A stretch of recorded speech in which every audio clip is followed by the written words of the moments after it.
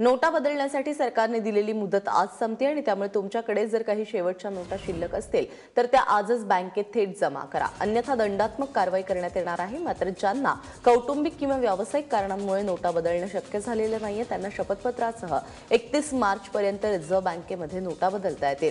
त्याचबरोबर पंतप्रधान नरेंद्र मोदी यांनी जनतेला आवाहन करून मागितलेली 50 दिवसांची मुदत देखील आता संपते आहे।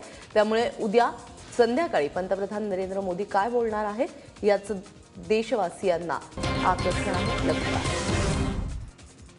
जुन्या नोटांसंदर्भात अध्यादेश 31 डिसेंबर पासून लागू होतोय, म्हणजेच जुन्या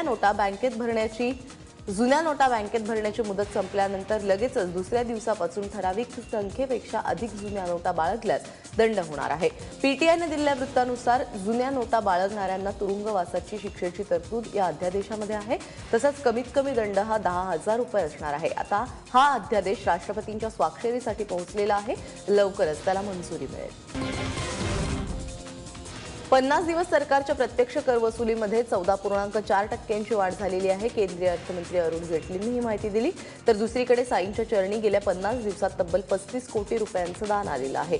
यामध्ये जुन्या आणि नव्या नोटांचा किती समावेश आहे याचा तपशील अद्यापही संस्थेनं जाहीर केलेला नाही। दरम्यान जुन्या नोटांच्या स्वरूपात कर भरण्यास सरकारनं मुभा दिली होती, त्यामुळे वीज बिल, प्रॉपर्टी टॅक्स आणि इतर कर भरण्यासाठी लोकांनी जुन्या नोटा घेऊन गर्दी केली होती।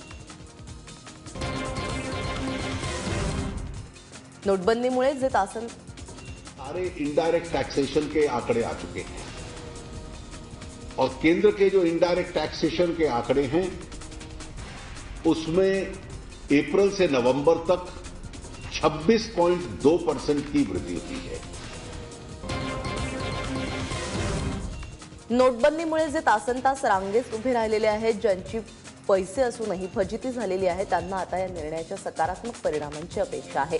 त्याच पार्श्वभूमीवर म्हणजेच नोटाबंदीच्या 50 दिवसानंतर पंतप्रधान नरेंद्र मोदी देशाला संबोधित करणार असल्याची माहिती सूत्रांनी दिली आहे। महत्त्वाचं म्हणजे मला फक्त 50 दिवस द्या, त्यानंतर सर्वसामान्यांचे कष्ट कमी होऊन काळा पैसावाल्यांचे वाईट दिवस सुरू होतील, अशी ग्वाही मोदींनी दिली होती। मात्र 50 दिवसांनंतर आता मोदी काय बोलणार याकडे सर्वांचं लक्ष आहे। नोटबंदीनंतर जनधनच्या खात्यांमध्ये मोठ्या प्रमाणावरती रक्कम जमा झाल्यानंतर आता जनधनमधून रक्कम काढणाऱ्यांची संख्या देखील वाढलेली आहे। 7 दिवसांमध्ये देशभरातील जनधन खात्यांमधून तब्बल 2,500 कोटी रुपये काढल्याचं समोर आलंय। 14 डिसेंबर या दिवशी 26 कोटी जनधन खात्यांमध्ये 74,123 कोटींची रक्कम जमा झाली। मात्र 21 डिसेंबरला ही रक्कम कमी झाली आणि 71,000 कोटी शिल्लक राहिलेत। काळा पैसा पांढरा करण्यासाठी मोठ्या प्रमाणावरती जनधन खात्याचा वापर होत होता, त्यामुळे जनधन खात्यांमधून महिन्याला 10,000 रुपये काढण्याची मर्यादा घालण्यात आली होती। 76 कोटी रुपयांचा काळा बाजार करणारा दिल्लीतील वकील रोहित टंडनला बेड्या ठोकण्यात आलेल्या आहेत। ईडी अर्थातच अंमलबजावणी संचालनालयाने टंडनला अटक केलेली आहे। रोहित टंडन पांढरा केलेला पैसा हा राजकारणी आणि अधिकाऱ्यांचा असू शकतो, अशी शंका ईडीच्या सूत्रांनी व्यक्त केली आहे। रोहित टंडनच्या लॉ फॉर्मवरून नव्या नोटांच्या स्वरूपात 13.65 कोटी रुपये जप्त करण्यात आलेत। उद्योजक पारसमल लोढा याने टंडनला मदत केल्याचा आरोप आहे। लोढाच्या चौकशीनंतरच टंडनला अटक केली गेली।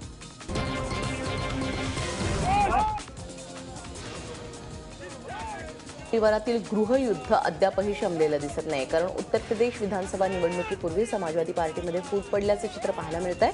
कारण मुलायम सिंग यांनी सकाळी 325 उमेदवारांची यादी जाहीर केल्यानंतर त्यांचे पुत्र आणि उत्तर प्रदेशचे मुख्यमंत्री अखिलेश यादव यांनी 235 उमेदवारांची यादी जाहीर केली आहे। तर रात्री उशिरा शिवपाल यादव आणखी 68 जणांची यादी घेऊन बाहेर आलेले आहेत। त्यामुळे उत्तर प्रदेशमध्ये आता महाभारत बघायला मिळू शकतं। 31 डिसेंबरला दारू पिऊन जिंकणाऱ्या तळीरामांची नशा उतरवण्यासाठी राज्यानं नवा उतारा शोधलेला आहे। 31 डिसेंबरला एका दिवसाचा दारू परवाना न देण्याचे आदेश राज्य सरकारने महसूल खात्याला दिले। महामार्गापासून 500 मीटरच्या अंतरावरती मद्याचा वापर करता येणार नाही असा आदेश उत्पादन शुल्क विभागाने दिलेला आहे। त्यामुळे 31ला पार्ट्यांचा बेत आखणाऱ्यांची चांगलीच गोष्टी झाली आहे। अनेकांना शहराबाहेरचा रस्ता धरावा लागणार आहे। देशभरातील अपघातांच्या वाढत्या संख्यांमुळे सुप्रीम कोर्टाने राज्य आणि राष्ट्रीय महामार्गांवरती मद्य विक्रीला बंदी घातली आहे। याच निर्णयाचा परिणाम म्हणून राज्याने देखील शहरातील दारू पार्ट्यांवरती निर्बंध आणले आहेत। तमिळनाडूच्या माजी मुख्यमंत्री दिवंगत जयललिता यांच्या निधनानंतर एआयडीएमके पक्षाची सूत्र जयललिता यांच्या निकटवर्तीय समजल्या जाणाऱ्या शशिकला नटराजन यांच्याकडे आली आहेत. शशिकला यांची पक्षाच्या सरचिटणीसपदी नेमणूक करण्यात आलेली आहे, निवड झालेली आहे. आज झालेल्या पक्षाच्या बैठकीमध्ये मुख्यमंत्री पनीरसेल्वम यांच्यासह 23 नेत्यांनी हा प्रस्ताव मांडला. जयललितांच्या निधनानंतर पनीरसेल्वम यांच्याकडे मुख्यमंत्री पदाची सूत्र आली आहेत. मात्र पक्षाची धुरा कोणाकडे द्यायची हा प्रश्नच होता. अपेक्षेप्रमाणे पक्षाच्या महासचिवपदी शशिकला यांची निवड झाली आहे.